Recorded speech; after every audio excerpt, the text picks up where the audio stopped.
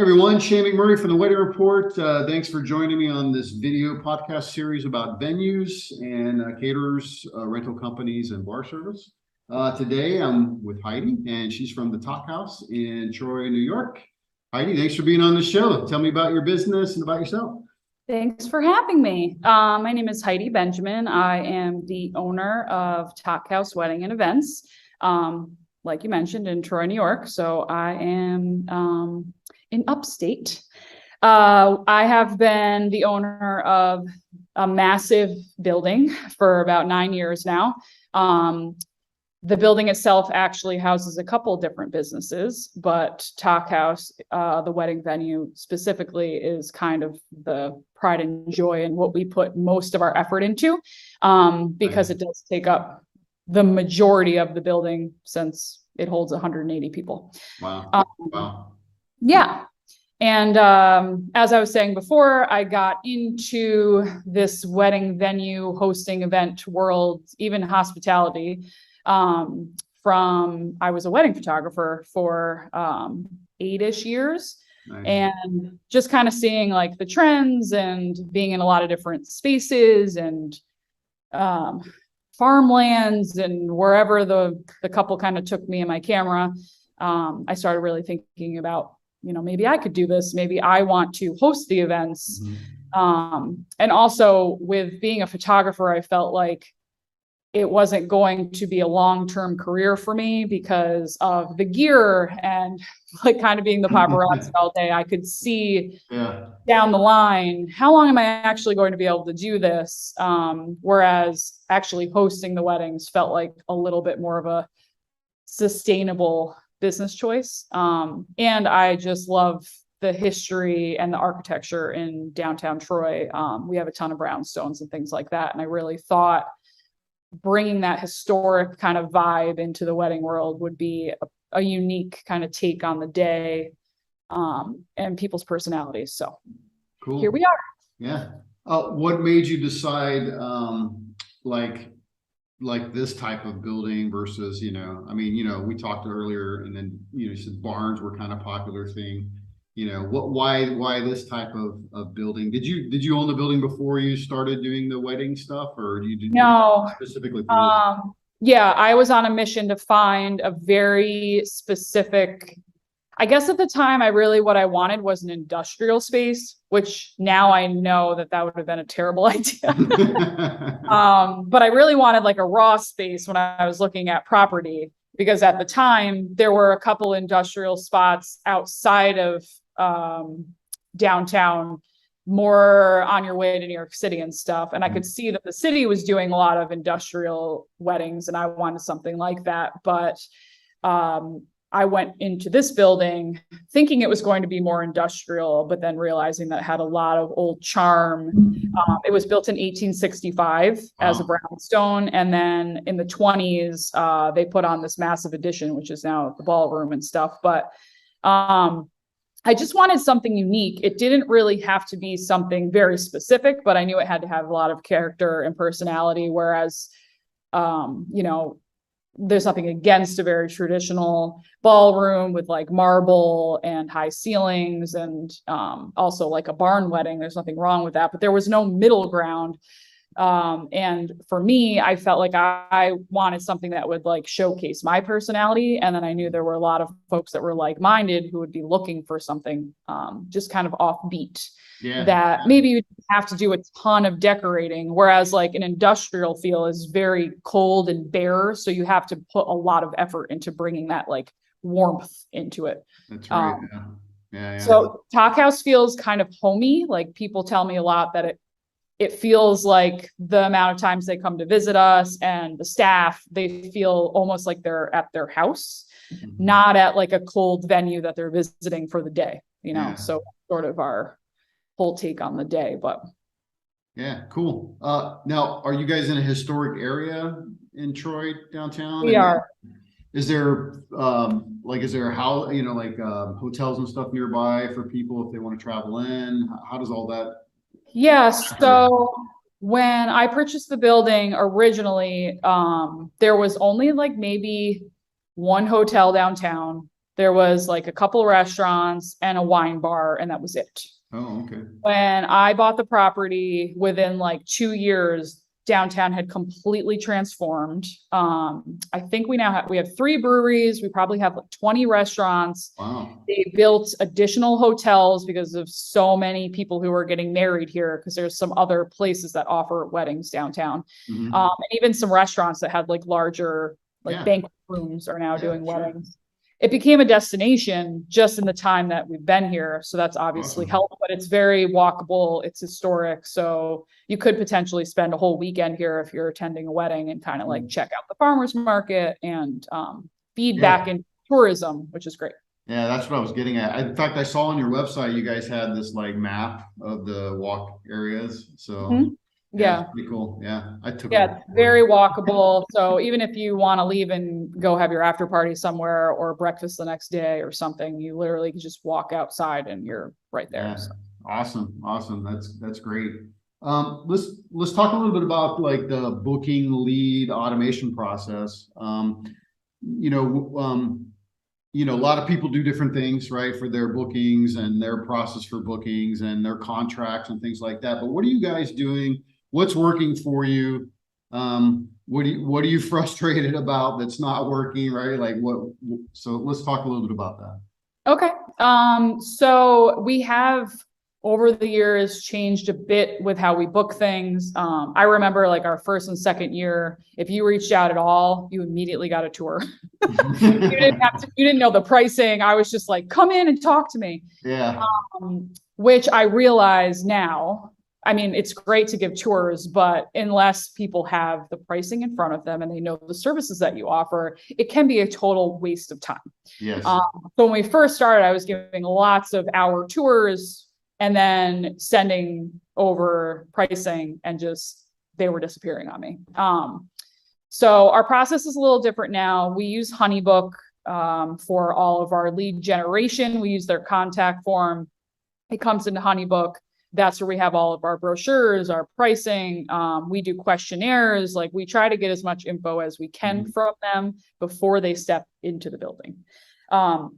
Whether that's right or wrong, I don't know, but it's something we've been doing for the last couple of years, and it seems to be working out pretty well because by the time they've gotten here, they know how much we cost, what we offer. They know most of the staff and what they're going to provide them. So there's no surprises once they get in front of us. So usually once they tour, there's a pretty high chance, I'd say about 85% of those tours turn into a booking. Things have changed a little bit with the way that I am automating things and just getting leads in general. I feel like some of the things that were working before are not anymore. Which of those do you think was working before and you're not seeing them work now? I feel like before you could be on something like The Knot or Wedding Wire and you could turn those things into leads. I think now sites like that are almost I don't want to say oversaturated, but I think we're kind of losing people because there's so much information, even on the internet alone. Like if someone just Googles wedding Troy, New York, it's very overwhelming. So I think a lot of folks are coming now from like word of mouth. Obviously every wedding that you have, you're staring at 180 people, 50% of them could be potential customers. That's right. Yeah. Absolutely. Obviously like age groups are pretty similar to like myself. So people come in, I can kind of look at who's hanging out at the reception and think, maybe some of these people will come back. We do hear that a lot. Like I went to a wedding here last year or 2 years ago, or I saw you at we do offsite stuff too. So you might fall in love with our team and then find us that way too. Nice. So I think a lot of it is they've seen the proof that we do what we do and we do it well. And then we're getting leads from that. We also used to do some wedding shows and things. And with COVID, they're not happening as much here. So leads have been interesting. We're actually in the middle of revamping our whole brand right now because we did see a little bit of a drop in leads. But like we were saying before, just in terms of folks getting married, it's different now, not everybody's getting married now. So that could be the change. There could be more venues in our area. We're kind of fine tuning some stuff right now, but with the brand revamp, we are going to be putting a lot of work into like SEO and our website, things like that. So besides like word of mouth, which is huge, right? Like that's probably the biggest one. Friend recommendation, family recommendation, then word of mouth, really. Yeah. Yep. People coming. What about social? I mean, a lot of people always say, oh, you got to be on social media. Are you guys spending any time on there? Do you find that you're getting any benefit from it at all? We see a lot of leads come through Instagram specifically because weddings are so image and visual heavy. Yeah. So if you are running a venue or any kind of hospitality industry, everything visually is usually very beautiful. So it's pretty easy to post photos. We do reels. We have actually our planner coordinator also does some of our like reels and Instagram stuff. So as she's with the couple all day, she does little clips of things and then makes like a little montage at the end of each wedding. Nice. I will say that Instagram is getting harder and harder to utilize to track people because their algorithms change so often. But what I just recently learned, and I had an aha moment, was we were so focused on how many views we were getting, how many likes we were getting. And I just was like chatting with sort of like a business coach. And she said, you're not really looking for like follows and likes as much as you're looking for you're looking to close deals. So whether someone likes a photo, cool, but you want to send someone to look through almost like a portfolio, because that's what Instagram is, it's like a version of your website, and then say, these people know what they're doing, and then go to your website and, reach out or click on the contact us button on Instagram and reach out. You don't really need them to like anything. You want them to book. And with selling services, sometimes that's hard to like swallow, because you're like, oh, well, I want more followers and likes, but it's a big, like selling a wedding is a big service. It's not like you're selling like a t-shirt or like a candle. So I kind of had a moment where I was like, you're right. I don't need the likes. I need the bookings. That's right. But it always helps if people share and things, but we're pretty active on Instagram. But we watch the likes and follows and views of things. Just, like I don't know. Yeah, it's all over the place. Yeah. I can't tell you I'm an expert, but we're on there and we're trying really hard to And you don't really need a lot. I mean, like you just said, the reality is you need enough people to recognize who you are, be aware of who you are, to come in and book so that you're booked up all the time, right? Yeah. Who cares if you have 1 million followers, right? It doesn't matter, Yeah, because it doesn't necessarily mean success. It just means doesn't mean success. Or double tapping on your flower photos. Yeah, exactly, right. Oh, yeah, they liked it. Let's talk a little bit about staffing. And we were talking earlier about staffing and some things some struggles you went through originally, and then you kind of revamped that in what you're doing now. What are you doing on the staffing side? So if anything, I've become really good at pivoting. After COVID, I feel like every couple of weeks I was pivoting in another direction. Yeah. I will say that the thing that has helped us the most with staffing is really just trying to keep as much as we can in-house. I think that it helps the couples. It helps me not lose my mind. And it also helps with like the more people that you have on staff and the more that you can cross utilize them, the better, because in this industry, it's seasonal. So you're really, really busy, or you're kind of planning for being really busy. Yeah. So it can be kind of tough. And in the past, that was my biggest struggle, was we weren't busy enough. So how do I have staff?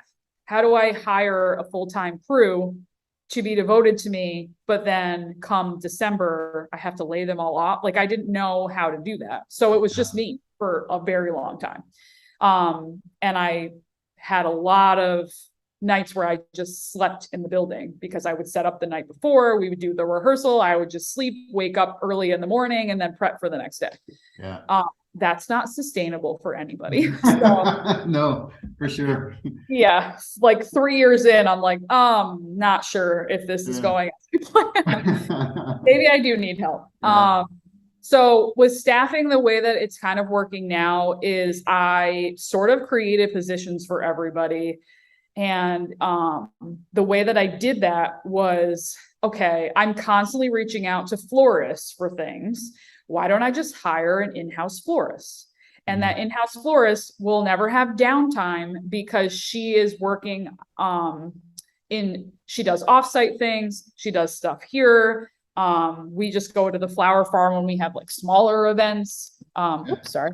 You know, now it's not that you just work for Takk House, you have like a real role here. Then I hired an in-house designer. So the designer makes sure that everyone who books, like she makes the mood board, she like meets with them a couple of times that year. She's making sure that, you know, their linens, she's sourcing things, she's making things. So it's kind of helped just give everyone these roles so that they're not just sort of part of this like team that we all sort of do a little bit of everything. I think that's kind of helped too.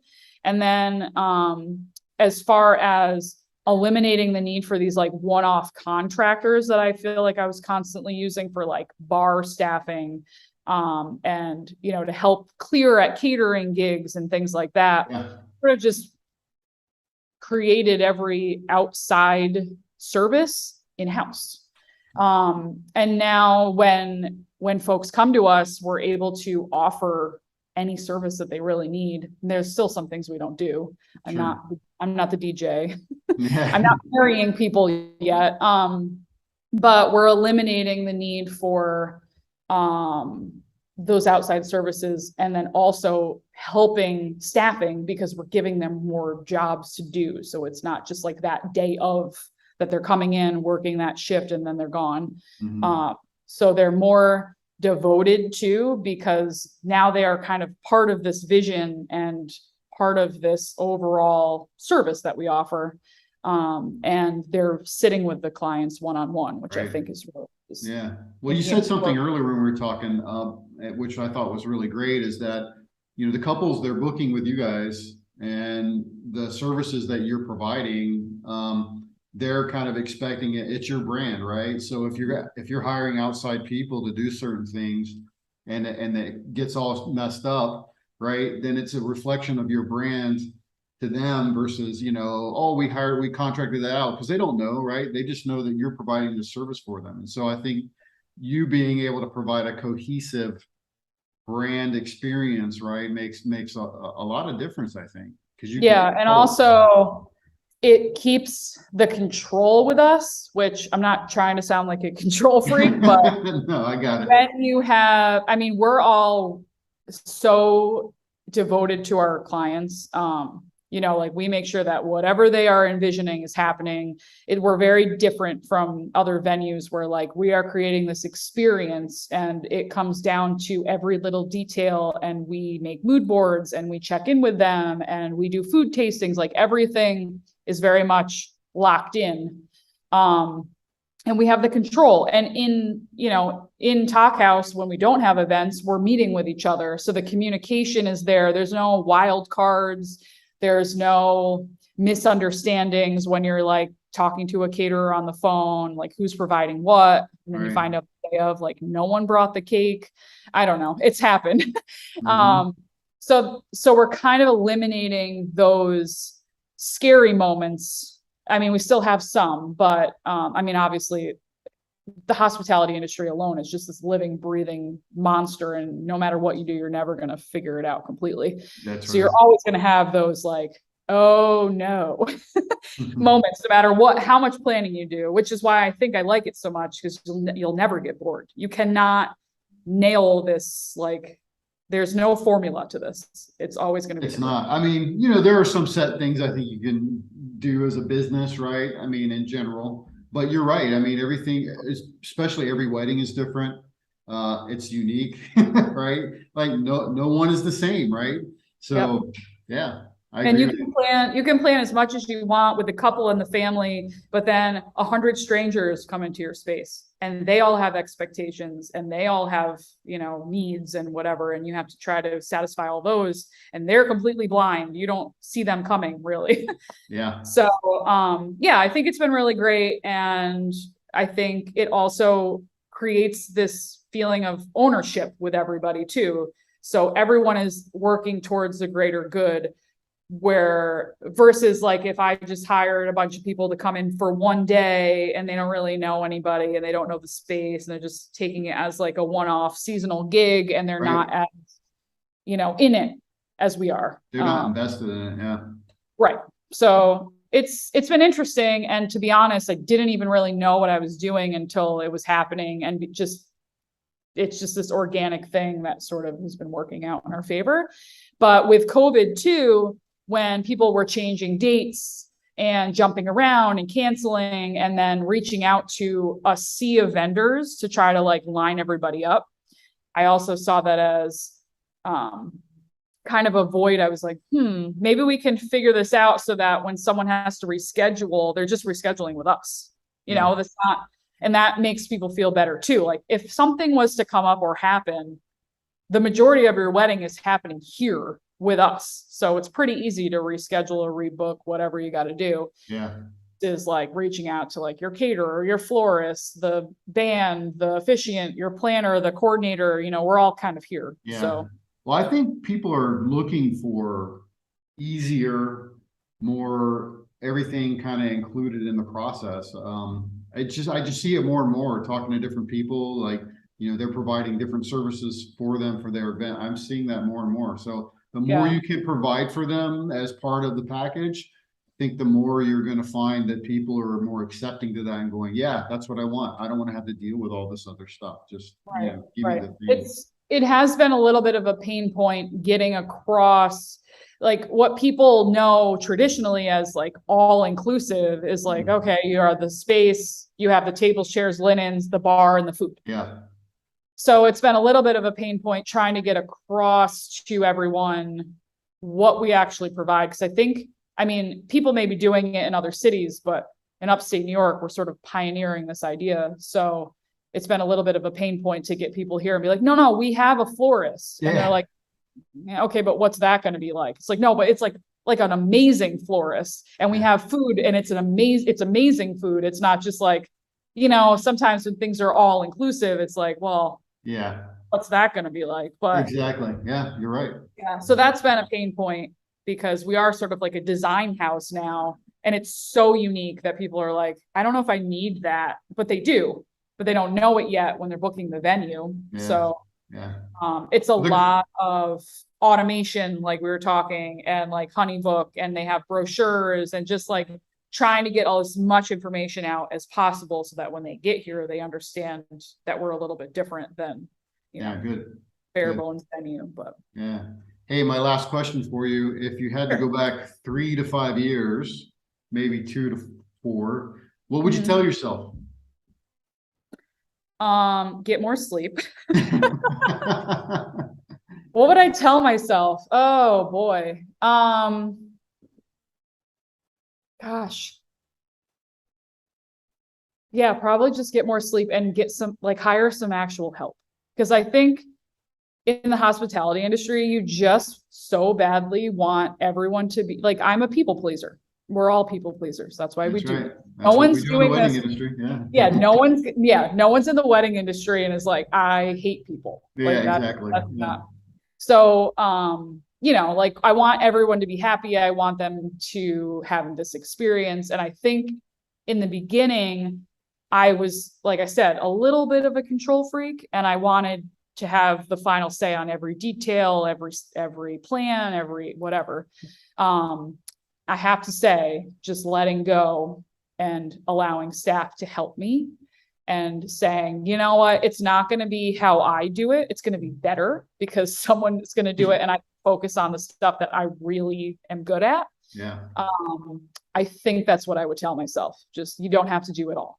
Yeah. Just let go a little bit and get that's a good one. Yeah. I think a lot of people are like that, especially when they're, you know, first getting started, or they're, you know, they own their own business. It's just, I mean, I'm like that too. I tend to want to make sure it's done right. And I feel like, oh, no one can do it like I can. And that's not true. I mean, when you have a team of people that can do the work, they can do amazing things.